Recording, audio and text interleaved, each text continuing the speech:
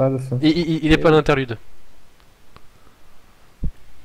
Mais voilà, enfin bon après il y a deux trois trucs d'embranchement et autres qu'on pourrait revoir, mais enfin un très grand jeu. Enfin même peut-être à mon avis personnel, peut-être le meilleur auquel j'ai joué. Enfin j'ai pas vu le temps passer, c'était génial. Mm, Et tu as c'est passé ça. une centaine d'heures sur le Gwent. Ah le Gwent. Mais c'est très bon le Gwent, c'est excellent, c'est très bien. Petit défaut c'est que enfin tu peux tout faire avant l'interlude et tu t'ennuies. Au bout d'un moment, tu t'ennuies un petit peu. Donc bon, voilà, c'était le petit moment The Witcher. Alors, petit point aussi, tiens, parce que là j'ai pensé à toi. Focus Interactive, les mecs qui vont éditer Blood Bowl 2, vont nous sortir un RPG qui va s'appeler Vampire, avec un point d'exclamation à la fin, qui va sortir en 2017. Oui, je crois que j'avais vu ça. C'est pas, ils l'ont pas écrit avec un Y d'ailleurs, Vampire. Tout à fait, tout Oui. à fait, tout à fait. J'avais vu les infos à la Gamescom de Super la Gamescom à l'I3. Voilà, donc on va voir ce que ça va donner. Par contre, je crois Deux pas. secondes, parce que je viens de voir une horreur sur le chat de Twitch. Alors, Ludorus, l'Empire franc, ça n'existe pas. Voilà, je veux dire, c'est une hérésie. Empire et franc à côté, c'est pas possible. Dans la tête des gens de l'époque, c'est pas possible. Même ça n'existe pas, tout simplement. D'accord? Hein? Si tu veux parler de l'Empire carolingien, déjà c'est une hérésie aussi, mais ça passe. Mais c'est dans les faits, il n'y a pas marqué Imperium Carolunginum. Il y a marqué Imperium Romanum. C'est une refondation de l'Empire romain, une reprise de l'Empire romain. Donc voilà. Donc la prochaine fois que tu sors Empire franc, je te retrouve chez toi et je te casse les rotules. Merci. De violence. Ah oui, donc bon, ça c'était pour Kotor 2. Au niveau des nouvelles informations, bah, je crois pas qu'il y ait grand chose. Je pense que c'est tout. Ouais, je pense en effet que nous avons. Pour l'actualité, ouais, Tour. on a fait le tour. Ouais, et en même temps, c'est l'été, hein, donc c'est beaucoup plus calme. À part. Ah, si sur Arma, bah, il y a de nouvelles missions autres qui arrivent, avec Elanion, Val qui modent bien ce temps-ci, qui sont remis à modder. Voilà, mais sinon, bah voilà, après c'est un peu plus calme, hein. La période veut ça. Ah, Et peut-être, j'en profite. ouais, Petite news, beaucoup de gens sur Mundus se sont mis ou remis à Pass of Exile. C'est un jeu gratuit sur Steam et excellent pour les fans de hack and slash. Donc voilà, sans Voilà. faire de la pub, je vous encourage à le tester. C'est vraiment, si vous aimez le principe d'hack and slash ou si ça vous dégoûte pas, testez-le. C'est vraiment un jeu exceptionnel qui renvoie, mais qui montre tellement à quel point Diablo 3 est pitoyable que voilà, c'est tout. Faut l'essayer si on aime ah mince, le genre. mais en fait, Farah c'était juste un troll. Enfin, le chat, on le tient plus, quoi. Les mecs ils trollent juste pour énerver les gens, c'est hallucinant. C'est très bien qu'avec moi ça marche rapidement. Hein. Je Arras suis un commence à être rageux. connu, oui. Je suis un gros rageux. C'est facile. Ouais, parce que là, il te compare quand même à une truite, hein. J'ai tendu la perche et il l'a chopé avec les dents. Voilà. Et puis, j'ai de la chance quand même que pour ce genre de trucs, je suis quand même très très largement tolérant. C'est vraiment beaucoup moins sur l'histoire historique. Donc je crois qu'on a fait le tour sur l'actualité, sauf s'il y a Grand d'autres chose, comme points. d'habitude, hein. Ah, bon après, moi c'est un peu personnel, mais lundi sort Assaut sur l'Empire, c'est un jeu de société. Je suis obligé de faire une petite pub quand même.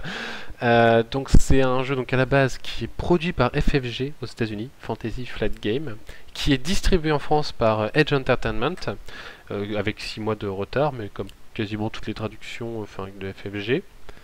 Il sort lundi. Pour ceux qui veulent voir, on avait fait des vidéos sur Descent V2. Et bien en gros c'est du Descent V2 dans l'univers Star Wars. Et c'est donc un excellent jeu, je ne peux que vous le conseiller. Ça vous coûtera juste un bras et un rein pour acheter la boîte de base, mais ça aura le temps de repousser jusqu'à ce que pour les extensions qui vont venir. De repousser. Ah oui, quand même. Ouais. Bah, j'espère pour vous que ça va repousser parce que sinon vous pourrez pas acheter les extensions. Je sais pas ce qui m'étonne le plus, que ça coûte un rein ou que ton rein repousse. Mais ils s'en moquent, ça, ils en achèteront chez des immigrés ou autres. Enfin, de toute façon, tout le monde sait que dans l'Asie du Sud-Est, Vietnam et autres, hein, ça sert à deux choses, le tourisme sexuel et le tourisme des organes. Ce qui d'ailleurs est assez monstrueux, hein, parce que ce sont des régions qui sont en train de se faire avoir complètement par cette corruption. Donc bon, sauf s'il y a d'autres actualités, on va pouvoir passer au débat. Les hordes. Oui. Ah, je croyais que ça avait eu un Bah, petit on bug. peut enchaîner, je crois qu'on a Ouais. fait le tour d'actualité, on a chacun parlé de Tout, ce qui nous tenait à tout cœur. à fait. Donc les hordes. Et notamment les hordes avec enfin Crusader King 2, parce qu'on avait sorti le débat juste pour l'occasion. Mhm. Alors, Et- Vaste sujet, quoi. Par où commencer? est-ce que, déjà, c'est très simple, est-ce que les hordes sont bien représentées dans les jeux vidéo? Et là, tu poses la mauvaise question. La question à se poser, c'est plutôt, on entend quoi par horde? Non, alors après, dans l'image populaire ou l'imagerie Voilà. populaire ou plus concrètement dans la réalité? Dans les deux, ça, c'est pourquoi Dans pas. l'imagerie populaire, la horde, j'imagine que c'est... Déjà, c'est pas forcément une troupe à cheval, c'est une bande de mecs avec des capes, des peaux de bêtes et des casques à cornes et qui déferlent en gueulant sur les civils. Ouais, généralement ça renvoie plutôt à deux choses, c'est soit les invasions barbares sur l'Empire romain, soit les invasions mongoles. Sur les Voilà. cahiers des steppes. Bon. Ouais, voilà. C'est Là, généralement, dans l'imaginaire, ça renvoie à ça. Là, peut-être on va plutôt se concentrer donc sur les nomades. Oui. J'imagine On bien. pourra peut-être aussi Oui, parler des j'ai barbares vu au passage. Hein. Horselord, oui. Et ma grande question, en fait, et là on pose un problème, c'est tous les nomades sont absolument pas les mêmes. Un Sikh, c'est pas la même chose qu'un Mongol. Un Sikh, c'est un Iranien. Et donc avec une culture iranienne, avec des mythes iraniens, avec des importances symboliques tournées autour, justement, de la culture iranienne ou indo-arienne, ce qui n'a rien à voir avec le congrès de Nuremberg. Euh, Contrairement aux Mongols. Un exemple, c'est par exemple le cheval. Le cheval, c'est vrai que chez les Mongols, c'est quand même c'est pas mal. Mais pourtant, chez les Sikhs, où ils sont nomades, cette importance du cheval se retrouve beaucoup moins dans leurs mythes, parce qu'ils ont des mythes iraniens, en fait. D'accord. Et Ouais, mais par nomade, dans ces cas-deux, c'est... De toute façon, ce qui est représenté comme nomade, c'est les turcophones et les mongols. ouais, c'est ça. Et il y a aussi les Hongrois, au départ. Et quoi? Les Hongrois. Ah oui, oui, mais c'est Magyar, oui, parce que quand on commence suffisamment tôt, c'est encore, oui, c'est encore des nomades en train de migrer. Et on a aussi les C'est ça. Timurides. Et les Timurides, effectivement. Bon, c'est des Mongols. Ouais, mais, oui, pour le coup, c'est euh, des turco-mongols qui, voilà. Exactement. Hop. Bon, Ah oui, mais Non, attends, non, mais mais dans Medieval 2, c'était pas pareil, ils avaient des éléphants à canon. Hein. attention, hein. Alors, je pense qu'on va bannir Medieval 2 du sujet, tu vois. Mais et c'est une question qui est assez importante parce qu'on a tendance, et d'ailleurs même l'extension l'a faite finalement, l'extension de Crusader King 2, à finalement réunir sous un même vocable des peuples qui sont pourtant culturellement pas pareils. Je veux dire, bon, malgré les délires de Erdogan qu'on a trouvé, les Mongols, c'est pas des Turcs. Bah oui, c'est con, hein, dit comme ça, hein, mais ça change des choses.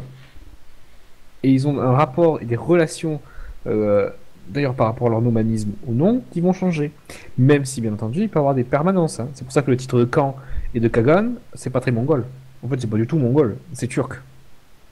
Mais les souverains mongols le portent. Donc là, c'est vrai qu'il y a quand même une permanence.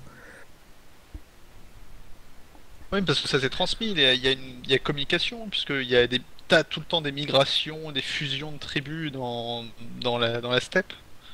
Du coup, ça se diffuse.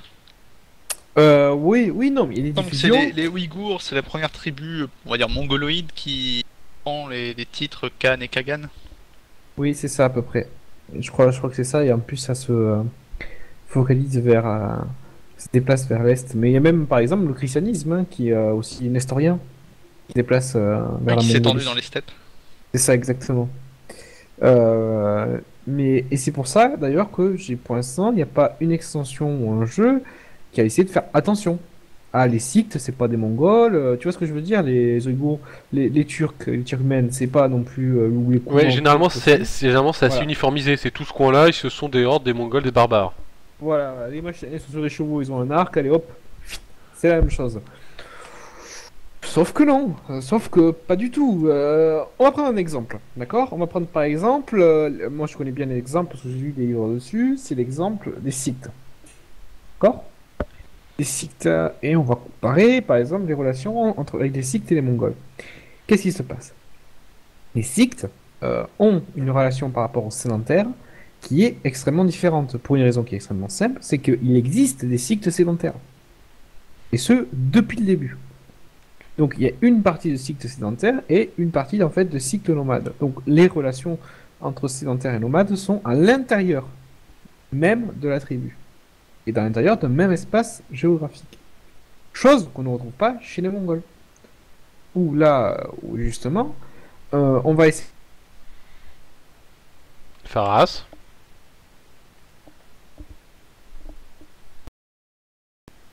justement cycles, vous trouvez les deux en Crimée, il y a à la fois des cycles qui sont nomades et à la fois des cycles qui vont faire de l'agriculture.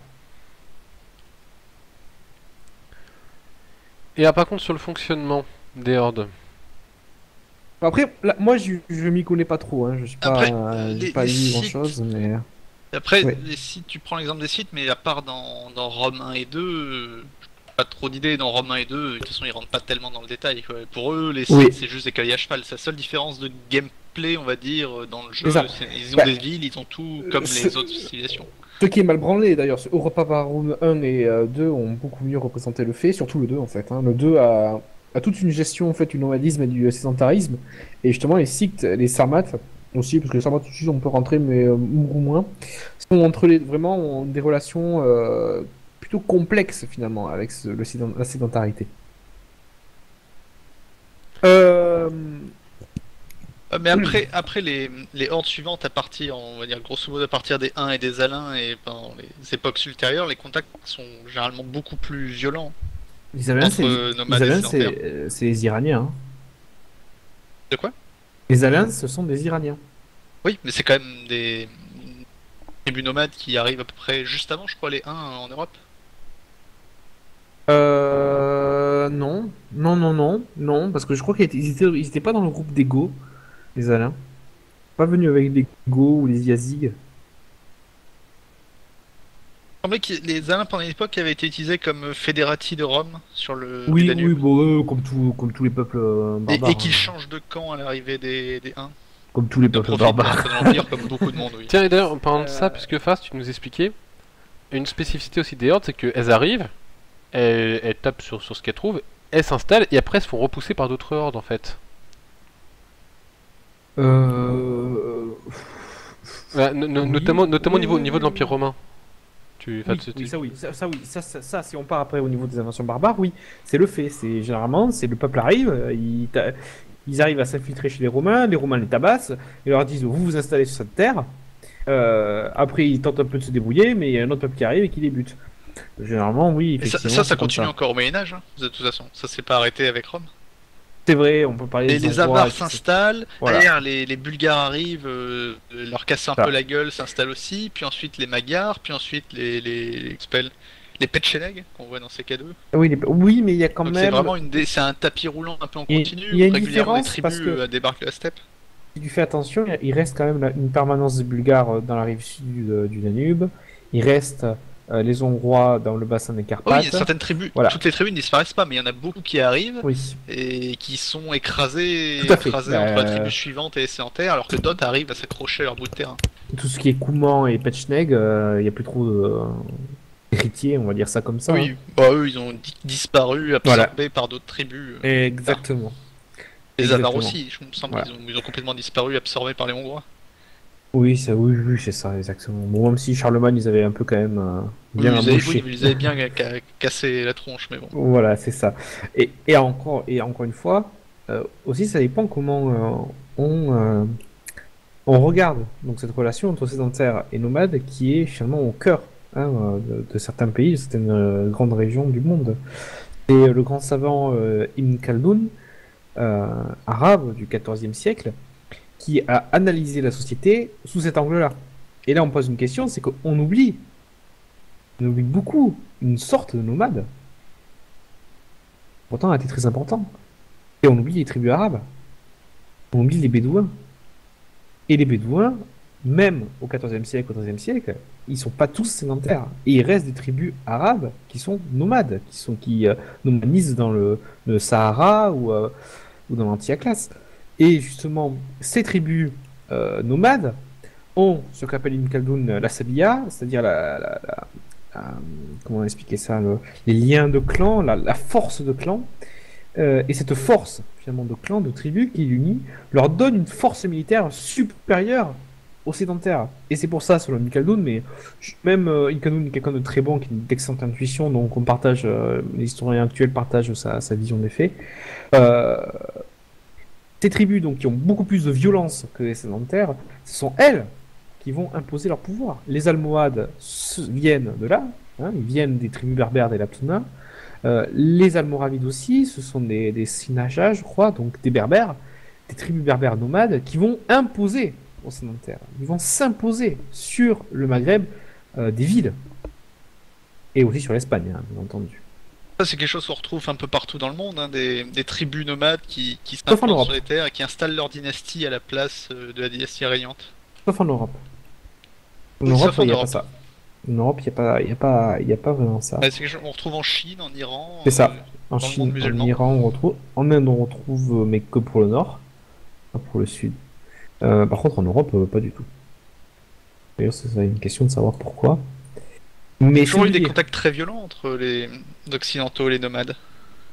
C'est ça, mais après, ça dépend qu'est-ce qu'on entend par nomade, c'est ça aussi le problème, hein. Est-ce que les tribus germaines du 1er siècle avant notre ère, il y a les Cimbres et les Teutons, Ouais, je voyais plutôt ça d'un point de vue médiéval, où il y a c'est un conflit permanent entre, on va dire, entre les Russes, les Polonais et les Hongrois une fois qu'ils sont sédentarisés, et les autres tribus venues des steppes eurasiatiques. Mais d'ailleurs, par contre, un point que tu soulèves, parce qu'une des raisons aussi du déclin des musulmans, c'est que plusieurs villes de l'Est se sont fait raser par les Mongols. Et je trouve qu'à ce niveau-là, en fait, justement, les tribus vont pas assez embêter les musulmans pour le moment. Enfin, après, j'ai pas de partie encore assez avancée, peut-être que ça arrive plus tard. Mais Mossoul et autres, c'était pas propre au moment où les Mongols sont arrivés. Oui, bon, après la population revient quand même, hein, Oui, c'était non, non, on la est d'accord, Traque, mais il y a une perte d'un héritage là-dedans. Enfin, il y a plusieurs choses qui ont ah, été ah, détruites. là où c'est fort, ça a été sur le point de vue moral, la prise de Bagdad a été catastrophique. Ça, c'est clair et net, ça a été un choc pour tout le monde musulman. Ils ont vu quasiment un des signes de la fin du monde. Euh, oui, c'est vrai qu'il y a eu un choc très moral qui était très fort. Euh, euh, Aussi, bien entendu. En fait, non, parce que si tu veux, c'était une interprétation historique qui a été prise, comme quoi c'est avec la prise de Bagdad et donc la prise de la maison de la science et des arts et patati Mhm. patata que finalement l'islam est rentré dans sa sclérose, patati patata, etc. De nos jours, on considère que non. Et on considère qu'en fait la sclérose, entre guillemets, vient quand même d'une période avant la prise de Bagdad, bien avant même Oui, la non, prise de Bagdad. ça vient d'avant, mais bon, c'est sûr que la prise de Voilà. Bagdad n'a pas aidé. Ah, ça n'a pas aidé. C'est vrai que ça n'a pas du tout aidé. Voilà, ils ont dit, regardez, blablabla, les califes décadents et leurs philosophes à la con, ils ont été pris. Voilà, donc il faut suivre le courant et aller vous faire foutre connard. C'est vrai que ça n'a pas aidé. Voilà, ça fait partie du truc et effectivement. Mais, oui. Oui, après, c'est vrai. Moi, ça dépend. Il y a certaines parties où les Mongols ils arrivent à s'imposer sur tout le bassin mésopotamien et l'Iran. D'autres non. Ça dépend si les musulmans sont forts ou pas. Donc, ça, c'est J'ai quand normal, même hein. l'impression que ce problème, c'est. Alors, j'ai pas vu depuis la nouvelle extension, mais en tout cas, Mm. avant, ils avaient tendance à se foutre sur la gueule extrêmement tôt, les Ilkhans et l'Horde Oui, Nord, et à ça, je se suis d'accord nuire avec toi. mutuellement, Ouais. ce qui fait qu'aucun des deux n'allait aussi loin qu'ils n'ont été historiquement. Ça, c'est vrai. Ça, c'est une vraie merde qu'il faudrait essayer un peu d'empêcher. Peut-être en faisant une sorte de lien de sang entre eux et les faire allier. Mais ouais, ça, c'est tout à fait vrai qu'on retrouve dans ces cas 2. Mais là, on parle d'autre chose. On parle des Mongols, qui encore une fois est une sorte de nomade qui sont pas pareils que les autres. Ne serait-ce qu'au niveau de l'organisation de leur armée qui est stupéfiante. Cette C'est-à-dire, organisation, vas-y, explique-nous un peu. moi, je suis pas spécialiste de la question. Mais le problème, c'est que Je connais deux trois trucs parce que j'avais lu voilà, moi aussi Les j'ai eu. Empires nomades de Gérard Chalian, Ouais, qui est une des références pour c'est parler ça. des Mongols et de l'organisation militaire. Je l'ai lu moi aussi, mais je l'ai oublié parce que c'est pas ma passion, je dois te l'avouer. Bah tiens, Et Deezer, tu peux nous en parler? vas-y, ouais. Je Alors, corrigerai au cas dans où, hein. les grandes lignes, c'est qu'il y a un système décimal, qui est un classique en soi, de 10 hommes, un chef, 100 hommes, un chef, 1000 hommes, un chef, et jusqu'à 10 000 hommes. Système décimal classique. Et l'idée, alors je sais pas à quel point c'était respecté, mais c'est comme ça que c'est présenté, c'est que si un ou plusieurs gars fuyaient, toute leur section de 10 pouvait être exécutée pour fuite. Du coup, l'idée étant que si un gars tourne le dos, il se fait flinguer, enfin il se prend 7 flèches dans le dos, quoi. C'est Pour ça, instaurer la cohésion, pour qu'il n'y ait jamais de fuite. et- Et après, ils avaient des chevaux de remonte qui étaient montés par des enfants, qui pouvaient apporter des chevaux et des carquois remplis de flèches aux guerriers au front. Bon, ça, tout le monde faisait ça. Pour être tout à fait franc, on C'est- ne en montre fait, pas, c'est mais ce c'est le même chevaux système que de les autres rechange, nomades, mais plus poussé, plus Exactement. organisé C'est ça. qu'avant. Et surtout, il y a un système pour utiliser les sédentaires. Chose qu'on ne retrouvait pas forcément chez tous les nomades. Ça veut dire avec une utilisation de l'armée sédentaire. On voit les Mongols comme étant tous à cheval, mais la force des Mongols, ça a été d'utiliser les armées des territoires qu'ils ont conquis. Ils recrutaient des hommes ça. dans les territoires conquis, les envoyaient au carnage, C'est ça, c'est exactement ça. notamment pour les exactement- sièges. C'est exactement une bonne utilisation, une bonne forme. Mais encore une fois, on a un système qui est, j'ai envie de dire, propre aux Mongols. Tu vois, c'est quelque chose qu'on ne retrouve pas chez les autres nomades. Euh, Au niveau religieux, est-ce que, par contre, voilà, pareil, pas assez d'avancer là-dessus, mais est-ce que c'est intéressant ce qui est fait sur Crusader King 2 parce que donc on a quand même différentes religions sur la partie nord-est, les Alors- Tengri et autres. Moi, le problème, c'est que j'ai un peu vérifié, alors peut-être que j'ai loupé le coche. Pour les Mongols, par exemple, il n'y a pas d'évent spécifique qui montrerait quand même la présence forte de chrétiens nestoriens chez les généraux, chez les femmes, beaucoup chez les femmes, mais aussi chez certains généraux. Ils sont des chrétiens nestoriens. Et ça, il n'y a pas. Et ça, c'est un peu triste. Parce que sinon, on peut pas comprendre certaines actions. Par exemple, quand les Lycanides ont pris Bagdad, ils ont épargné les chrétiens. Ils ont épargné les chrétiens. Et c'est pour ça que d'ailleurs, après, les musulmans ont eu la haine des Arméniens qui se sont alliés avec les Mongols, parce qu'ils voyaient vraiment l'alliance entre le grand Mongol et leur ennemi chrétien pour les bouffer. Et d'ailleurs, alliance qui était recherchée d'ailleurs par le pape et par d'autres souverains chrétiens. Pourquoi ils a épargné? Parce que la femme du Lycanide était chrétienne. Et ça change.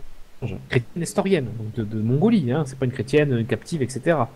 Et il n'y a pas cette présence du christianisme chez les Mongols. Et ça, c'est vraiment dommage.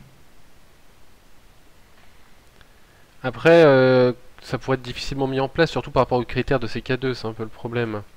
Parce que, Mais bon, une religion, une province, ne pas en compte ou, les- ou alors si le chef est différent, ça fait surtout des malus de relations, quoi. Le jeu arrive C'est ça, pas ouais. à rendre compte de ça. Même si c'est mieux que d'autres jeux, c'est pas très bien fait. Oui, non, D'ailleurs, il y a mais- quelque chose, avec le nouveau système des hordes, il y a quelque chose d'assez marrant, et un peu what the fuck, c'est que les Khazars sont juifs, du moins la capitale Khazar et le Ouais. souverain sont juifs, mais du coup avec le nouveau système où quand les nomades prennent une province, si elle est déjà nomade, ils convertissent automatiquement culture et religion, et si Rastou, pareil, ils changent la culture et la religion, ça fait que tu vois un immense empire Khazar juif qui s'étend à travers l'Europe et l'Asie, très souvent dans la plupart des parties. Ah oui, ça, c'est un peu Convertit con, toute en la effet. population à tour de bras. Ah ouais, mais C'est- ça, en ça, effet, c'est un ça, peu ça con. sent bon le bug, quoi. C'est quelque chose qu'ils ont pas réussi à corriger parce que c'était Mhm. là avant. Oui, Parce que, en fait, ce point-là, c'est juste pour montrer qu'il reste une province juive dans le coin, mais normalement, c'est censé Mhm. déjà disparaître. Je sais plus. À quelle époque on Bah, parle? il y a le souverain s'est converti, et une partie de la population, mais après ça s'est jamais répandu comme ça. Oui, sûr c'est ça. que ça a été Oui, une oui, c'est conversion ça, de voilà, masse. ça va Là, pas c'est loin. vraiment une conversion de masse. Ça devient une des plus importantes religions du monde dans le jeu au bout de quelques décennies. C'est ça. Ah, pour tous ceux qui veulent reconstruire le temple de Jérusalem, c'est bien, c'est le moment de le faire. Ah C'est ouais, ça, il y a moyen avec les effectivement. Khazars du coup. Et en plus, le Rav Ronchaya sera content. Et tiens, par contre, d'ailleurs, au niveau des Zoroastriens et autres, ça permet des choses?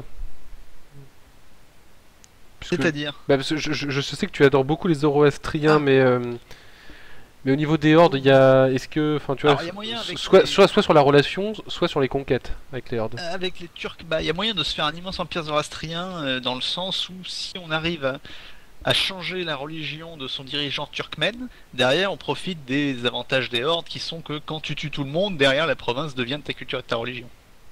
T'as plus besoin de t'emmerder à convertir en envoyant ton conseiller. tant que tu es une horde. Ouais. Oui, c'est n'importe quoi, mais voilà, ça permet d'éviter le problème des Zoroastriens quand on les joue, qui est qu'on se chope plein de terres tengri ou sunnites selon où on s'étend et qu'on galère à les reconvertir. Ah, mais enfin, tu sais, normalement, le zoroastrien, c'est la fin. Hein. C'est une lente agonie. Ils existent encore de nos jours. Il y a encore une communauté zoroastrienne à Yazd. Il y a encore le temple du feu éternel qui brûle là-bas. Oui, oui, une communauté. 10 types, quoi. Je sais pas tant C'est ça, voilà, c'est lente agonie. En Iran, il resterait 100 à 150 000 zoroastriens. Il en resterait beaucoup plus Selon en la Inde police. du Nord. Chiffre police ou chiffre syndicat? 1 à 2 millions. Chiffre police ou Un chiffre Pakistan. syndicat? Mais voilà, elle survit encore. Ouais, enfin, bon, 2 millions, ça commence à faire, mais... Attends, le temple du feu de Yazd, il a plus de 3000 ans. Et la légende dit que la flamme s'est jamais éteinte et que le jour où elle s'éteindra, il y aura l'apocalypse sur Terre. Oui, bien sûr, elle s'est jamais éteinte, ouais. Ouais, exactement. Beau comme légende. Oui, bien sûr. Tu es un esprit terre à terre, qui ne comprend pas tout le mysticisme et la beauté de la chose. Ah, moi, je te dis que les Zoroastriens, pour moi, ça sert à une chose dans ces cas 2, c'est à jouer les Perses et à les exterminer, mais... Et c'est mon avis Justement, personnel. Tu joues Perse si tu te proclames Shahanshah, et il y a un titre aussi quand tu rétablis l'empire perse zoroastrien. Non, sunnite. Aïoshan. Enfin, sunnite, chiite, ce que tu veux, mais pas zoroastrien, non. C'est tellement classe. Par contre, sur la suite des hordes, on peut parler un peu au passage de Europa Universalis, même si c'est un peu la fin. Enfin, surtout sur le 4, parce que sur le 3, on pouvait commencer un peu plus tôt, il y avait un vrai conflit. Oui. Sur Europa, là par contre, on est clairement sur l'idée que les hordes c'est la fin et qu'il faut rapidement se réformer. Oui, c'est le déclin, il faut réformer le gouvernement et s'occidentaliser derrière. Ça, c'est à part taper quelques sous-pays en Asie ou en Inde, ce genre de choses, tu peux pas faire grand-chose. Avec les hordes. Au début c'est pas mal, mais vraiment le tout début du jeu, puisque t'as Oui, un c'est ça. casus belli sur tous tes voisins, tes unités sont quand même plus... Les unités sont au tout début sont un peu plus fortes. Oui, Que celles de oui, tous les autres groupes technologiques, donc ouais, ils ont quelques avantages, mais ça dure 20 ou 30 ans, pas plus. c'est ça. D'un créneau quoi. Oui, Bien je sais pas trop quoi penser de ça, parce que le problème, c'est de se dire, est-ce que sur des terres nomades, on peut réellement réformer et changer quand on est soi-même un nomade? C'est-à-dire que quand on est dans les steppes, tu vas pas inventer tout de suite, je sais pas, une industrie d'agriculture, etc., quoi. Je pense que il vaudrait peut-être mieux en fait laisser, en d'autres termes, dire si vous voulez vous réformer, vous devez vous emparer de terres sédentaires et pas faire ça dans votre coin. C'est compliqué à mettre en place hein, sur Oui. Europa. D'ailleurs, Oui. d'ailleurs, ça gère très mal le passage, enfin là, avec la horde moghole qui tente de s'implanter en Inde, Mm. le dernier empire moghol. L'empire moghol, de toute façon, il est sédentaire de base. Oui, Oui, mais au début, t'as l'aspect horde, quoi. C'est sur les derniers reliquats de l'héritage mongol. Oui, en effet. Et après, ils arrivent, et après, ils deviennent sédentaires. Mais tu vois, ce côté, dans le jeu, en gros, ça se gère un peu, j'ai l'impression, t'es Timouride, t'arrives, puis tu remplis les conditions, tu passes moghol, c'est bon. Déjà, on pourrait débattre hein, sur est-ce que c'est normal que les Timurides soient encore considérés comme une horde en 1440. Je sais pas du tout comment ont été organisés l'État timoride, moi personnellement. Il me semble Là, que c'est hors de mes connaissances. À la fin de sa vie, Timur et par la suite, l'administration s'était mise en place, il s'était substitué aux administrations de l'Empire perse classique en les étendant à ces nouvelles conquêtes.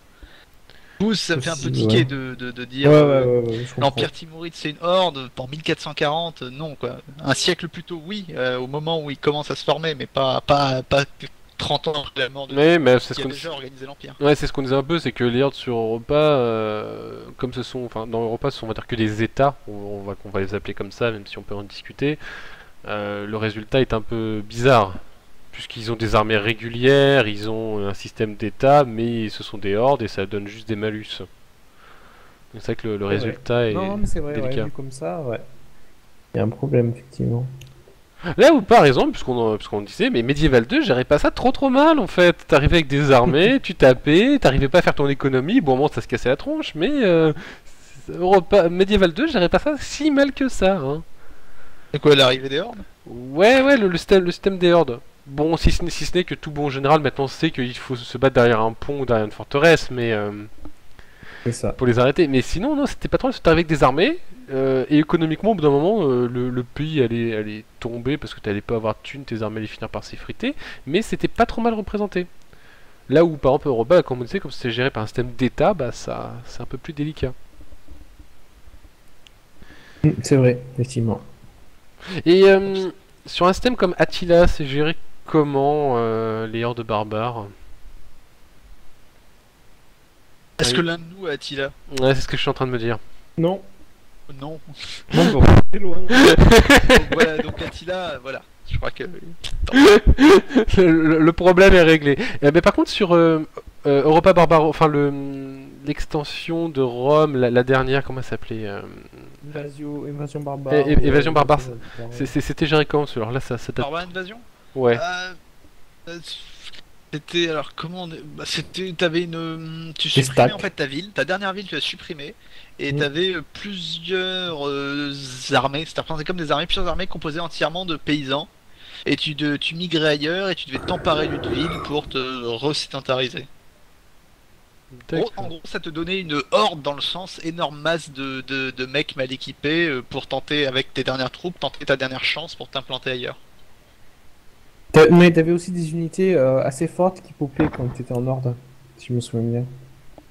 Donc t'avais ta dernière ville qui était supprimée.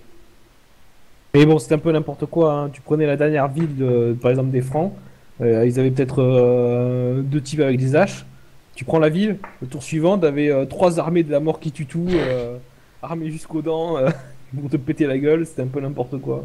Faut pas être méchant, voilà, ce que dit là Flo 463, c'était nul quoi. Ouais, d'accord, c'était Ouais, pas très c'est vrai que équilibré. du coup, ça donne une mécanique bizarre dans le sens où il valait mieux ne pas exterminer tes C'est ça. ennemis. Il fallait les réduire à C'est ça. une ville, puis les laisser tranquilles même s'ils te font chier. C'est exactement ça, ouais. D'accord. Ça date un peu, c'est vrai que j'avais très peu joué. Bah, il y avait un effort à l'époque pour intégrer de nouvelles mécaniques à Rome 1, mais c'était pas parfait. Loin de là. Ouais, c'est le cas de le dire. Et alors, dans Rome 2, non, quand dans Rome 1, mais Europa Universalis Rome, je crois que là, pareil, c'était assez mal géré, c'était géré par un système d'État, et parce qu'il y avait, je crois, quelques hordes, à gauche, à droite, mais enfin, c'était plus enfin, des hordes barbares, mais là, pareil, ça marchait pas super Ouais, bien. non, je crois que les tribus barbares étaient gérées quasiment comme n'importe quelle faction. Il n'y avait Ouais, pas oui, vraiment ça de va, distinction. Enfin, tout. Après, ça dépend ce qu'on entend par tribu barbare. Je veux dire, par là, techniquement, il doit rester dans le coin, hein, sauf lors Déjà, d'immigration faut voir gauloise, mais. Dans Rome Universalis 1, le monde est quasi vide. Hein. T'as quelques C'est vrai. tribus celtes et germaines, et je crois que c'était vraiment quelques, et t'as des dizaines de provinces grises à coloniser. Y a Ouais, rien. c'est vrai. T'apprends que toute l'Europe du Nord et l'Ukraine, et etc., et les Balkans, c'est du vide. Grâce à Rome 1. Ouais, c'est vrai, oui, les Balkans étaient vides. Enfin, il y avait Il y a une des ou deux gens nations. en Méditerranée, autour de la Méditerranée, et il y a du vide en Europe du Nord. Voilà la logique du jeu. C'est pour ça qu'il mériterait un 2 mieux pensé, mieux foutu, intégrant les mécaniques d'Europa 4 et de CK2. C'est Oui, ça. va avoir un jeu qui mérite avec l'expérience de Paradox dans le domaine maintenant, quoi. Ah oui, non, mais même il était vide en fait. Il était vide. Ouais, je me rappelle. Contenu, vide sur la carte. Il était même pas terrible par rapport à Europa 3. Mais bon, si on repart sur le principe des ordres barbares, et dans Attila, ou dans Invasion Barbarorum, là on peut critiquer à mort, parce que là il n'y a pas de souci. Parce que, quel était, au fond, hein, quel est le but des Francs, des Alamans, des Wisigoths et Ostrogoths? Et surtout, là je parle de leurs élites, de leurs chefs. C'est quoi leur principal but? Vous pose la question. Avoir des terres de l'Empire romain? Non. Un titre dans l'Empire romain. Merci Didier. Et les terres qui vont avec. On voit que Dider est au courant. Effectivement, le but essentiel de tous les chefs barbares, entre guillemets, c'est pas d'aller péter la gueule aux Romains. L'essentiel, en fait, c'est de rentrer dans la hiérarchie romaine. D'être patrice, d'avoir un titre dans l'armée romaine de chef. C'est finalement de s'intégrer au monde romain, plus qu'autre chose.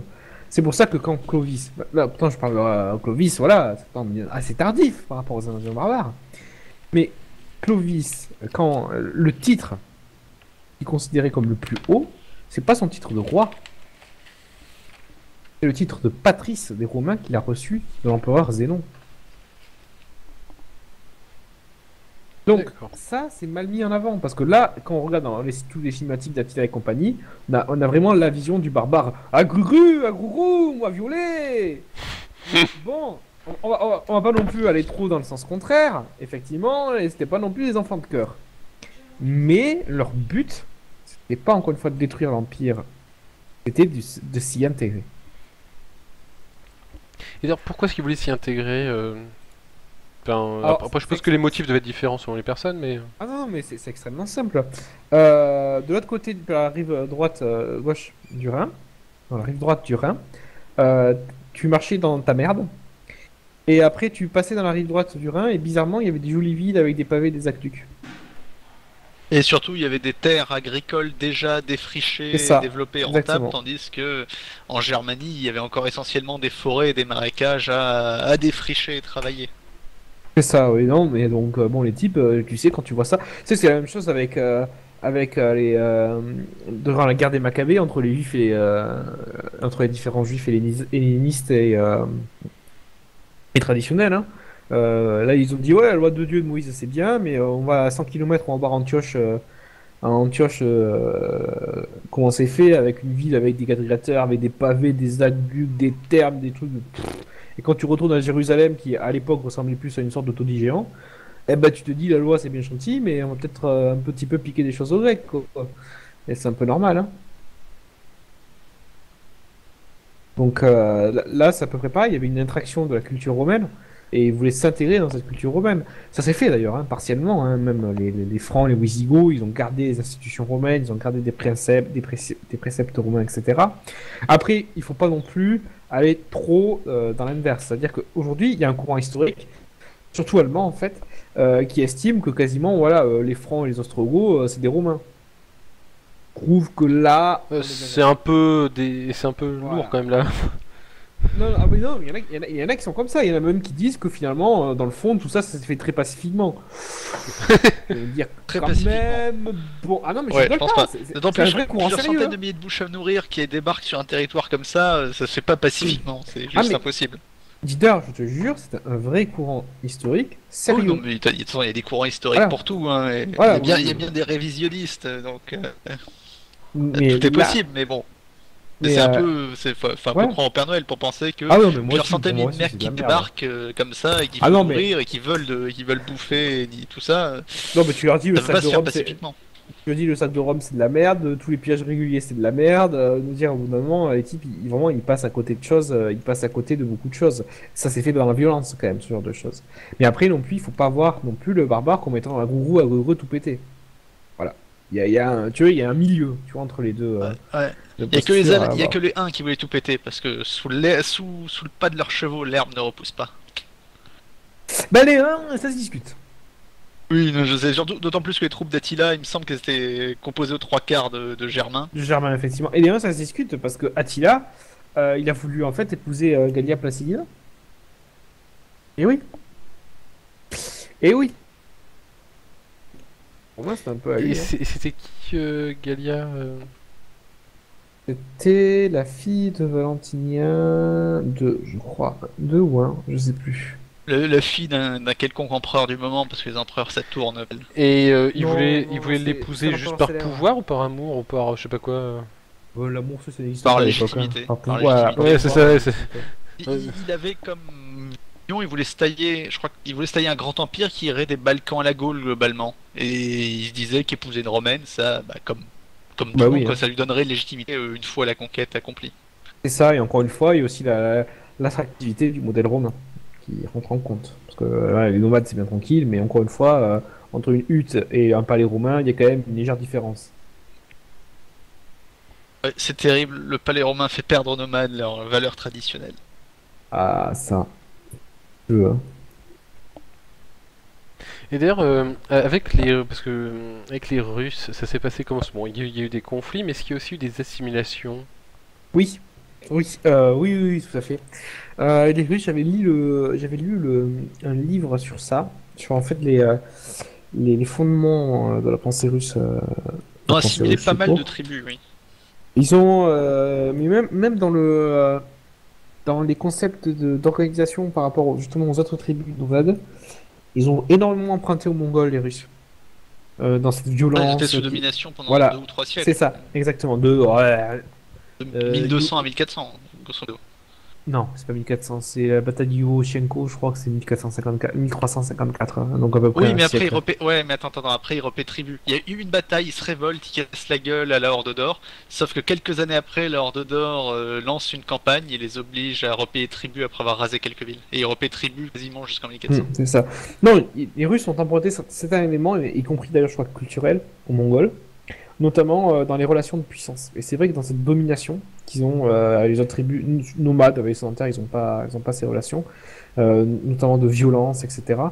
Au niveau des tribus, patati patata. Effectivement, il y a eu une petite reprise.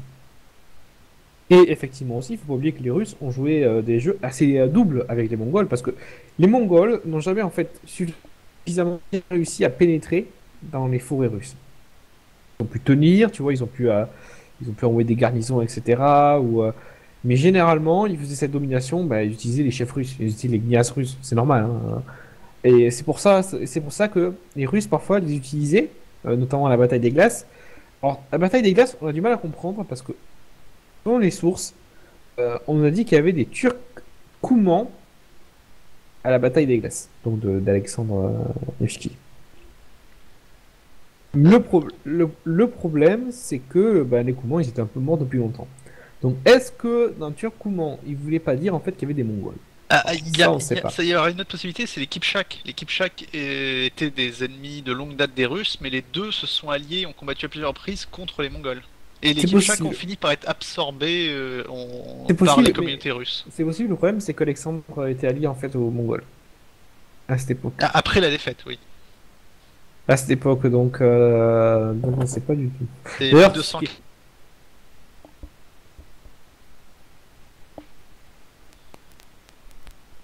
Ah, allô? oui, Le lac Peipius, c'est ça? ouais, c'est ça, celui qui a fait le cuirassé Potemkin. Comment il s'appelle l'auteur? Ah, je sais plus. Ah, tu parles du film? Eisenstein, ouais, Eisenstein. Il avait fait. Ah, ce grand film de propagande de je l'adore. 1940. C'est un de mes films préférés. Il est superbe ce film.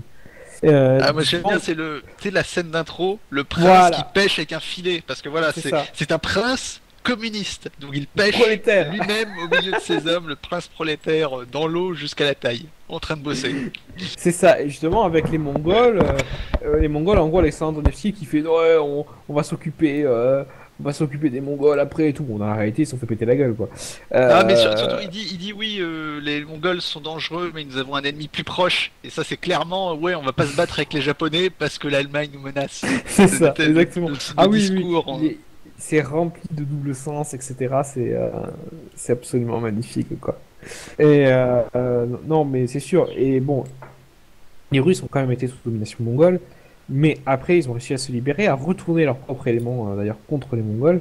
Et ensuite, bien entendu, pour la conquête des steppes, l'arme numéro un des Russes, ça a été leurs propres nomades, c'est-à-dire les Cosaques. Cosaque. Oui.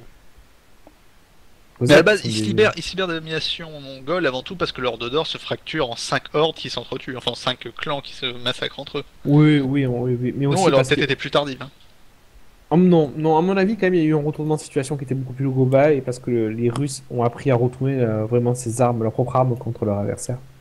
Et donc, ils savaient maintenant comment gérer les nomades, plus ou moins. C'est la même chose, par exemple.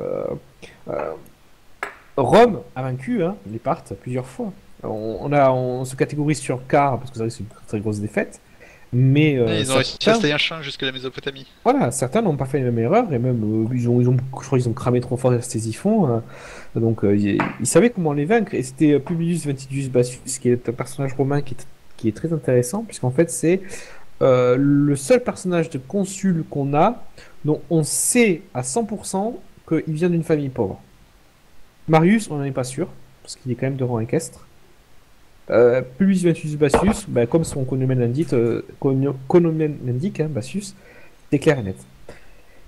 Et Publius Ventus Bassus, en fait, il a aussi une tactique qui est très simple, c'est qu'il a mis une ligne d'infanterie lourde devant donc les cavaliers nomades partent, et derrière il a mis que des frondeurs et que des archers. Ce qui fait en fait que les archers et les frondeurs qui avaient une portée beaucoup plus longue harcelaient les cavaliers légers nomades, et si jamais les cataphractes chargeaient, parce que vraiment c'est ça le truc, hein, si on met des archers, bah, les cataphractes qui chargent et ils butent les archers, et ben ils sont pris la ligne de légionnaires, et bon les légionnaires ils ont taillé en pièces les cataphractes.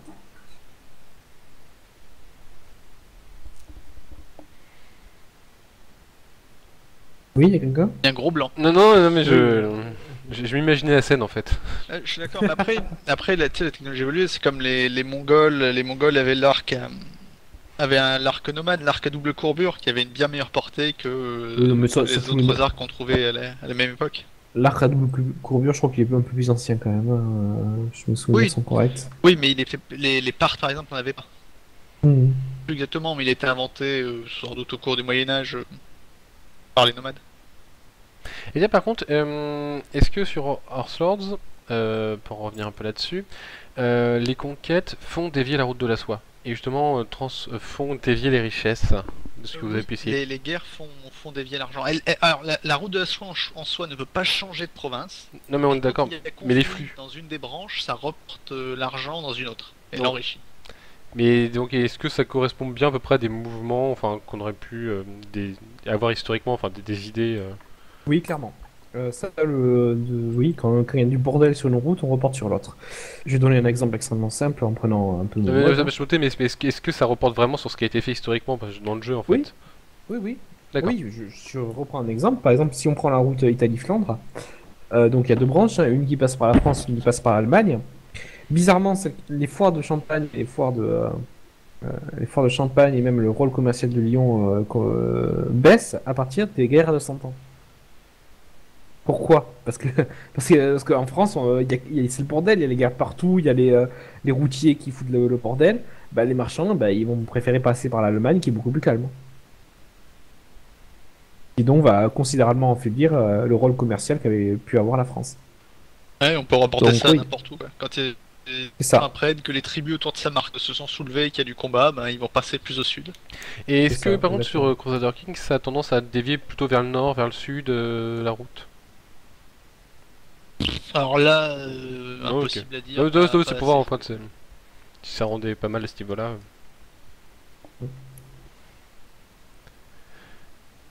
Je crois qu'on a fait le tour parce que... Oui, oui. grande question, sur quoi portera le prochain sujet? Moi j'avais proposé, mais je sens qu'on va. T'avais proposé quoi? Ah non, mais Benoît, c'est toi de voir si ça vaut le coup ou pas. Hein. T'avais proposé quoi en fait? Tu te souviens pas? Ah si. Ouais mais je crois que non, pas tout de suite. D'accord. Entendu. Oula, c'était quoi? C'était à ce point-là? Oui, on te le dira. Oh là là. D'accord, faut me le dire hors caméra. Disons que le... Là, je veux savoir. Disons que le Peggy moins de 18, je crois pas qu'on soit encore dedans. Pas vraiment. On va dire on risque de faire des choses pas très Charlie. Voilà. Alors, soit on revient sur un sujet on va dire un peu plus classique, on avait par exemple la religion catholique, on pourrait partir sur notre religion, les musulmans, les protestants, ce qu'on a envie. Soit on peut partir sur une région géographique, soit sur une période, sur une zone. Qu'est-ce qui vous intéresserait? Et d'ailleurs, en fait, sur le chat, il y a des personnes qui ont des idées. Ah, d'accord. Non, mais c'est des personnes qui ont des idées sur le chat, on peut les prendre. Hein. Il est pas mal le sujet de Faras. Moi je trouve bien aussi. Hein, mais bon, Je veux pas voir ce qu'il dit sur le chat. Benoît il met son veto là. Je mets pas sur le Ah bah, il y en a qui s'en souvenaient. Oui, Ouais, je sais, puisque on Twitch, on a dit ça sur une partie de Wargame. C'est ça. Donc, quel sujet la prochaine fois? Sur la religion musulmane, Faras, tu voulais en parler, je crois, la dernière fois, tu disais qu'il y avait des choses à dire. On peut Oui, partir pourquoi là-dessus. pas, ouais, il y a des choses à dire. Hein, c'est vrai que. Ouais, donc là, par contre, ça sera. Ouais, en plus, ça sera un sujet très très vaste, puisqu'il y a un aspect politique et donc à l'islam et est-ce qu'on se limite soit géographiquement, soit chronologiquement, ou on verra sur le tas? On se limite au Moyen-Âge, à mon avis. D'accord. Ouais, c'est ce que je pense parce que Moyen Âge et époque moderne, ou juste Moyen Âge. Au Moyen-Âge tout court, ça suffit amplement parce qu'à l'époque moderne, ça sclérose énormément. Et donc, D'accord, bon. c'est même plus la peine On- d'en on- parler, quoi. Ok, ok, parce que ouais, c'est un sujet qui est très très vaste. Hmm. Donc on parlera de ça. Au fait, je me suis rappelé d'une petite info que j'avais notée sur un petit coin de feuille. Endless Legend, il y a eu une extension, ou va y avoir une extension. D'accord, plus ou moins. Parce que tu dis- Oui, j'avais vu l'annonce. Oui. Ouais, Ça m'évoque vraiment quelque chose. J'avais vu une annonce à ce sujet. Tout à fait. Comme j'ai Donc pas beaucoup dans joué, j'ai pas deux trop suivi. semaines, dans 2 semaines, direction l'islam. Voilà, exactement. Mon avis, ce qu'on va faire, c'est on va donc commencer donc après le prophète, même bon, on peut commencer à partir de Mahomet, mais ça va être un peu difficile. C'est surtout après, avec les premiers califes Rashidoun, on verra. On va y voir qu'il y a des choses intéressantes, notamment la reprise de l'héritage. Ah. Grec. Si on écoute les fondamentalistes, normalement, ils devraient apprendre le grec. Parce que la langue administrative des premiers califes, c'est le grec. Donc, on verra donc ensuite D'accord. les choses plus intéressantes. Ok, bah, bonne